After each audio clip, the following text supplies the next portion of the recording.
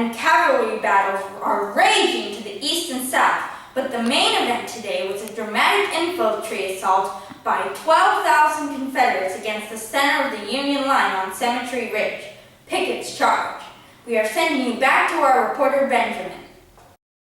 I am live on the scene and I am standing on the Union territory where the Union is fighting the Confederates at the Battle of Gettysburg.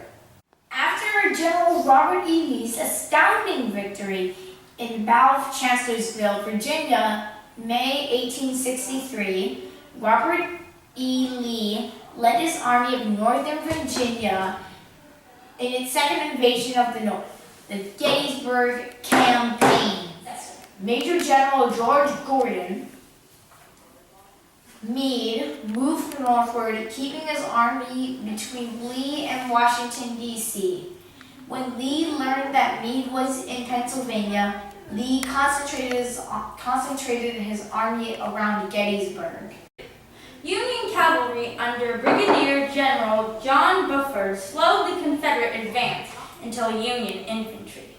The Union 1st and 11th Corps arrived. More Confederate reinforcements under Generals A.P. Hill and Richard Ewell reached the scene. However, 30,000 Confederates ultimately defeated 20,000 Yankees, who fell back through Gettysburg to the hills south of Town Cemetery Hill and Culp's Hill. On the second day of battle, the Union defended a fishhook-shaped range of hills and ridges south of Gettysburg, with around 90,000 soldiers.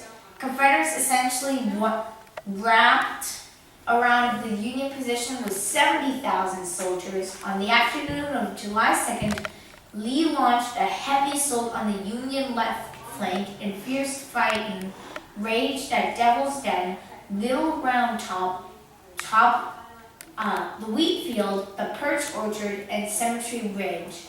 On the Union right, demonstrations escalated into full-scale assaults on Culp's Hill and East Cemetery Hill. Although the Confederates gained ground, the Union defenders still held strongest positions by the end of the day. On July 3rd, fighting resumed on Culp's Hill, and cavalry battles raged to the east and south, but the main event was a dramatic infantry assault by 12,000 Confederates against the center of the Union line on Cemetery Ridge. Pickett's charge. The charge was repulsed by Union rifle and artillery fire, a great loss to the Confederate army. Lee led his army on a torturous retreat back to Virginia.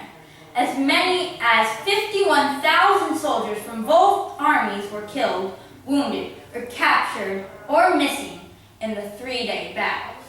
4 months after the battle, President Lincoln used the dedication ceremony for Gettysburg Soldiers National Cemetery to honor the fallen Union soldiers and redefine the purpose of the war in his historic Gettysburg Address.